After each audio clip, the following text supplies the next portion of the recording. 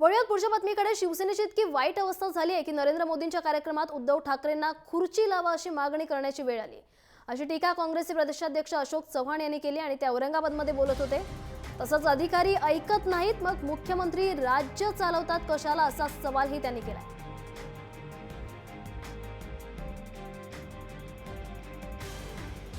वाईट अवस्था उद्धव ठाकरेंची झालेली आहे की उद्धव ठाकरेंना सांगावं लागतं मुंबईच्या कार्यक्रमामध्ये पंतप्रधानांच्या बाजूला माझी खुर्ची लावा ही सांगण्याची वेळ आज शिवसेना येऊ लागलेली आहे।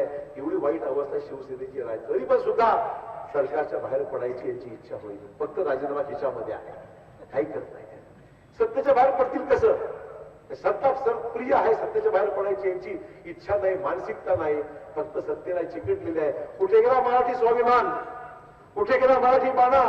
आणि हिंमत असेल तर लाख मारा, खुर्चीला बाहेर पडा, मग समजू खरी शिवसेना काय आहे। अधिकारी शासनाचं ऐकत नाही आणि मुख्यमंत्री म्हणतात की माझे अधिकारी ऐकत नाही, मग राज्य तुम्हाला करता येत नाही तर राज्यावर बसले कशाला? मग